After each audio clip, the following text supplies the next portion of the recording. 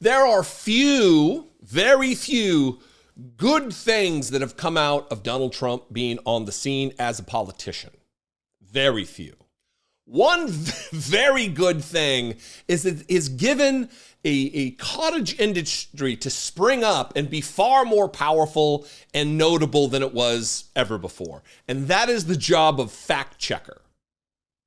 People like Daniel Dale from CNN really owe their notoriety to Donald Trump because he's such a prolific, insane, sickening, dangerous liar and demagogue that people like Daniel Dale have a full-time job, because it is a full-time job to fact-check Donald Trump. Yesterday, he was at Asheville, North Carolina, in a tiny meeting house. He just can't fill the spaces anymore. It's an anemic campaign, to say the least. And he delivered an economic policy speech. It's hard to even try to say it with a straight face, because in a subsequent video, I think the next video I'm going to talk about a few things that he did in this speech. And it was in no way drilling down in the mire and the wonkiness of economic policies. It was just him, just stream of consciousness rambling and holding up tic-tac boxes. And it was just insanity.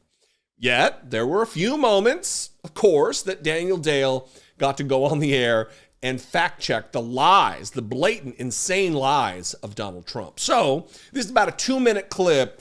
And I really want you to pay attention, because of the fact that we live in a world where Donald Trump just repeats a lie over and over and over and over and over again until maybe even he believes, but certainly MAGA world believes it. Certainly the unwashed, low information rubes who are going to faithfully vote for him, no matter what he does, no matter what he says, no matter what he promises, they're going to vote for him. It's them that this becomes fact for. Anyway, here's Daniel Dale just wrecking Donald Trump. We're going to start with Daniel Dale. Daniel, he's with me to fact check some of what we heard. There was definitely policy. There was also stuff about laughing. What stood out to you, Daniel? Yeah, so you did some of the fact-checking yourself, and I appreciate that. Everything you said was right. There were a bunch of claims that I think a lot of people would question, but that are subjective or uncheckable. He claimed California, where a whole lot of people happily live, is unlivable.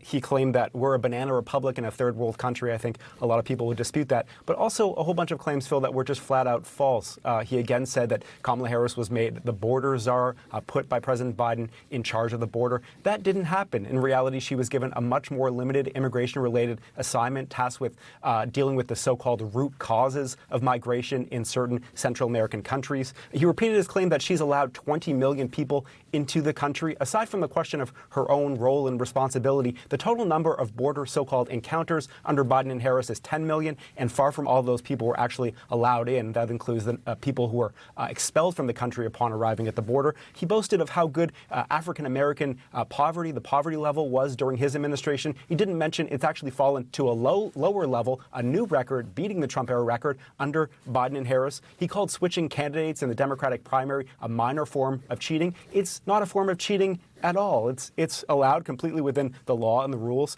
And he spoke of how the Inflation Reduction Act, he said, gave us record inflation. The U.S. has never had record inflation under Biden and Harris. Even the Biden-Harris peak of 9.1% was about a 40-year high, nowhere near the all-time high of about 23.7%. And that 9.1% number has come way down since then. It's now 2.9%. So whatever peak it reached before, nowhere near it now. And finally, he spoke of so-called very good polls for him coming out right now and claim we're leading. He might be seeing private numbers we're not seeing, but in the national averages of public polling, he's not leading. He's now trailing. Phil? All right, Daniel Dale, I apologize for stepping on you. I'm glad I didn't get anything wrong. No problem at all. Always appreciate your expertise, Daniel Dale. It goes unsaid that Donald Trump is a liar. And he loves to talk about being the biggest, being the most prolific at everything he's ever done. And lying actually might be the one thing, as I opened the video talking about, there's a couple things that actually are positive that have come out of him. This might be related to that, one of the only things he is actually prolific at, and that is lying. He lies about his net worth. He lies about his crowd sizes. He lies about the policies he's enacted. He lies, he lies, he lies, he lies.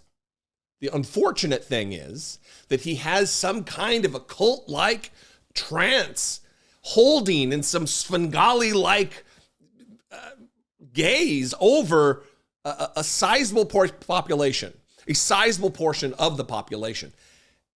And it's dangerous because we rest right now on the precipice of disaster related to preserving our democracy or spiraling out of control into some Russian, Hungary dictatorship with a strongman, an autocrat.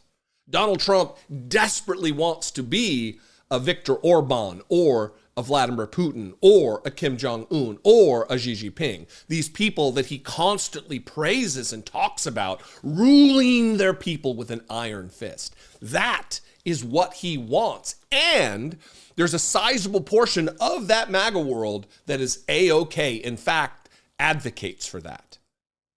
I mean, how many times have you seen women wearing just vulgar t-shirts that talk about you can grab me in the vagina? I mean, these people will suspend their own dignity, their own well-being, their own economic fortune to rep Donald Trump because he's a liar. And they're susceptible to the lies, I guess, or they're so desperate to believe the lies, I guess. I don't know. But thanks to Daniel Dale, one of the few bright spots left on CNN anymore. Networks seem to be working in lockstep to try to get Donald Trump elected, and it's rare that you get a moment like this, I think. Anyway, what do you think? I would love to know. You can call. First, you can actually leave a comment below. That'll help YouTube to share this content through algorithmic measures to new viewers, and that would be great. That's a great help. You can also, though, call and leave me a voicemail, 714-576-4054. And as always, you can email me daily@dollemore.com. Please, if you've thought about it before, maybe this is the moment that you'll be triggered. Please, and not triggered in the, oh, I'm triggered to, spurred to. To help support this work and help me produce these videos, you can click the join button below, become a channel member for $2 a month, $1.99 a month. Or you can go over to patreon.com/IDoubtItPodcast. Those are both great ways. A lot of people think, $2, what's that going to help? If I'm able to marshal the size of my audience and just a scant percentage of my audience were to give $2 a month, we could fundamentally change this show, grow this show, be able to do a lot of different things. For instance, we're going to be going, Brittany Page and I are going to the Democratic National Convention next week. And a lot of those travel expenses are thanks to my loyal and engaged audience. So I appreciate it very, very much.